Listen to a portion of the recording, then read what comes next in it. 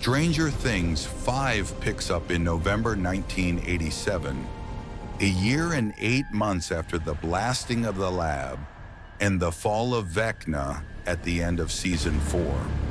The fall of Vecna didn't fix everything. Now rifts have spread across Hawkins, bleeding the upside down into the real world, and the government has slapped the town under military quarantine.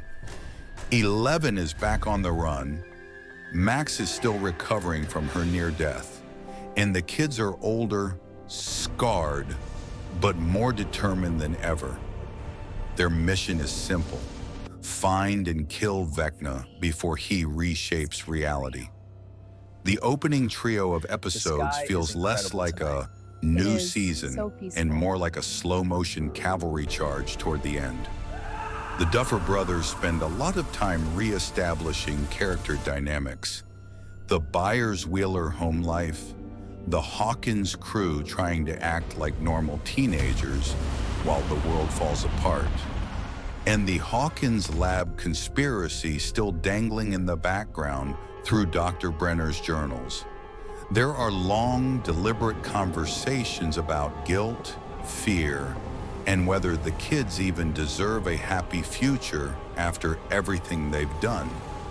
For some viewers, this will feel like essential emotional groundwork. Others may find it sluggish compared with the higher octane episodes to come. What works is that the show keeps reminding us that this isn't just a monster of the week plot. The 5th season is framed as the final battle for existence, not just for Hawkins, but for the multiverse between our world and the Upside Down.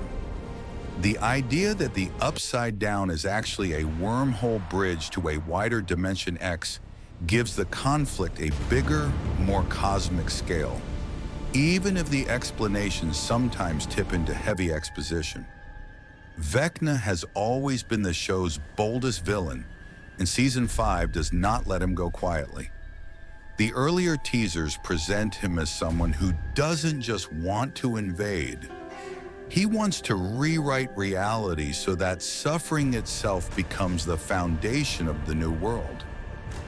His dialogue is often theatrical in a way that borders on comic book supervillain, but it's tempered by the quiet, almost broken aura of Jamie Campbell Bower's performance, which makes Vecna feel like a tragic, twisted extension of Henry Creel rather than a pure cartoon. The show is also clever enough to spend time in his mind, especially through Will's new sidekick connection.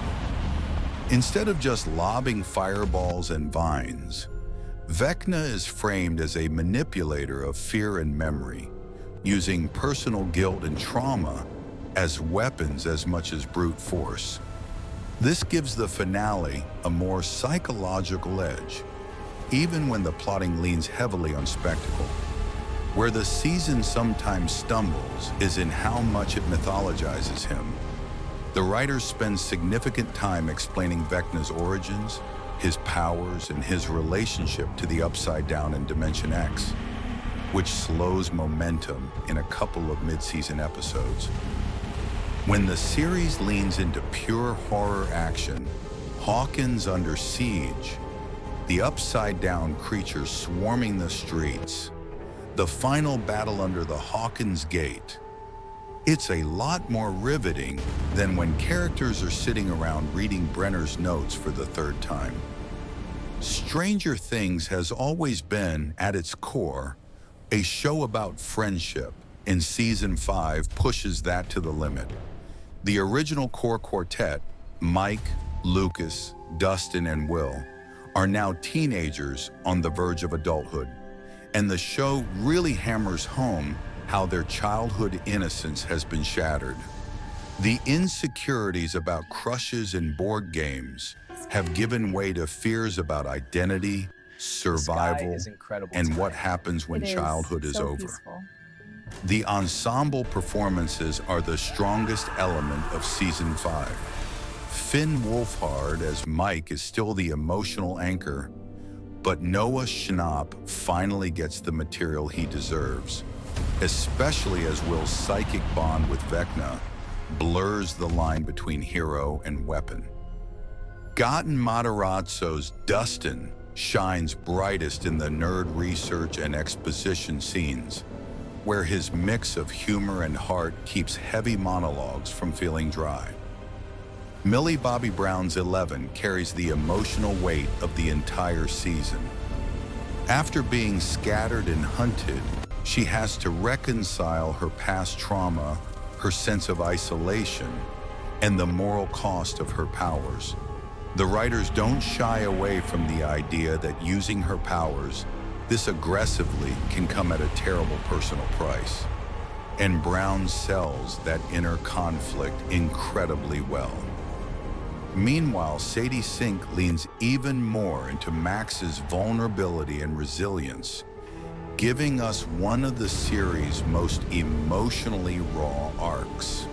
The adult cast also gets several standout moments.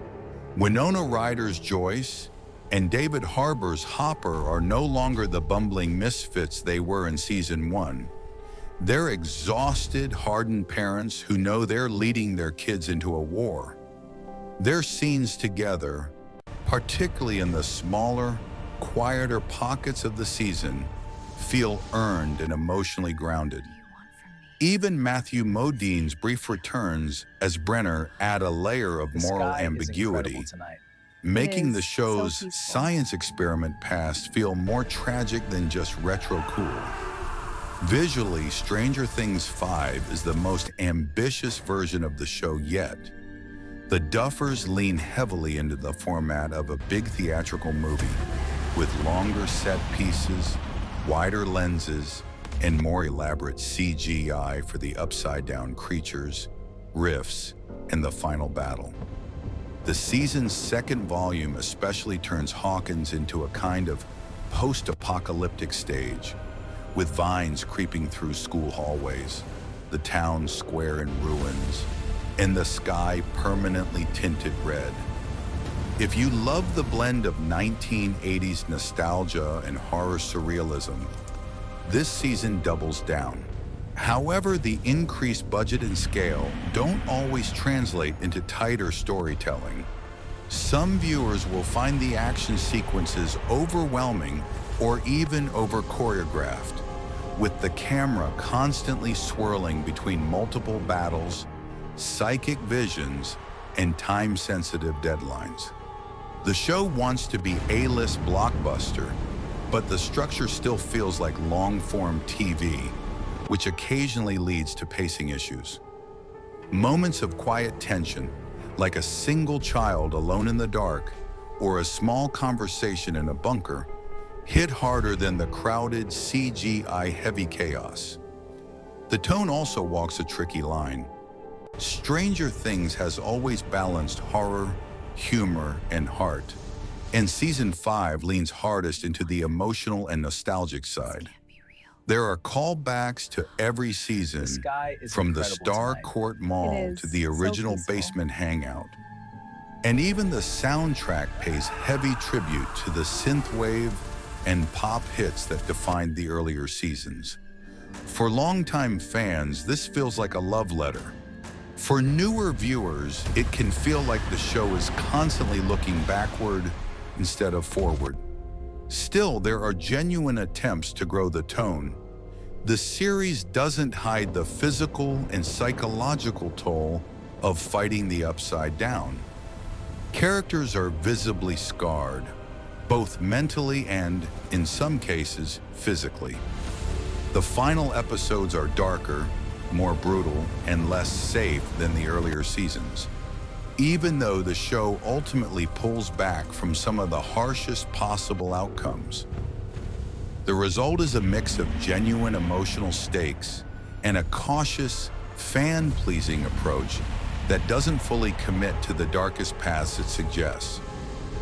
Nostalgia is the engine of Stranger Things, but in season 5, it becomes both its greatest strength and its biggest risk.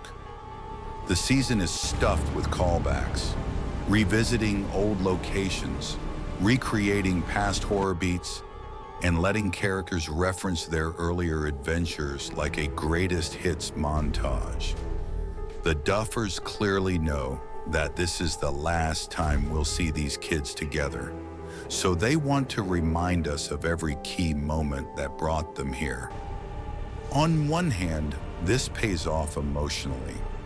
When the core group reunites in the final act, the shared history gives their last stand tremendous weight.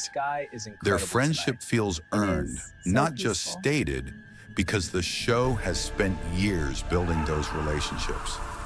The nerdy one-liners, inside jokes about D&D, and the way they still fall into old roles. Dustin the strategist, Lucas the reluctant hero, Mike the loyal leader, create a sense of continuity and closure. On the other hand, there are moments where the fan service feels excessive. The show sometimes pauses the momentum to squeeze in another callback or to recreate a previous iconic scene with a slightly higher budget, and that can undercut the tension. Some critics have pointed out that the writers lean into the classic Stranger Things formula instead of taking bigger creative risks, as if the fear of disappointing fans stops them from truly reinventing the story one last time. For your YouTube review, this is a great place to use side-by-side comparisons. Show how Season 5's callbacks land versus how they might have felt if the show had taken a more experimental route. Highlight clips where the nostalgia feels earned, like a quiet line about Eleven's first day at school, versus moments where it feels like the show is just winking too hard at its own history. By the time the 2-hour finale rolls around, Stranger Things 5 has thrown a lot at the audience. Multiverse theory, psychic warfare, political conspiracy, personal trauma, and a final battle that sprawls across Hawkins, the Upside Down, and even glimpses of other dimensions. The Duffers clearly want this to feel like a cinematic event, and in many ways it does. The final act is loud, emotional, and visually overwhelming, with the kids split into multiple fronts, each trying to hold the line as Vecna and the Upside Down push toward total collapse. The core strength of the finale is emotional clarity. No matter how complicated the Upside Down's rules get, the show keeps returning to the same simple idea. This group of friends has survived so much because they fight together. That's where the tears come from, not from the number of monsters or CGI explosions, but from the sense that this is truly the end of an era. The final scenes, especially the quiet post-war epilogue, feel like a well-earned exhale after 9 years of chaos. Yet the execution is uneven.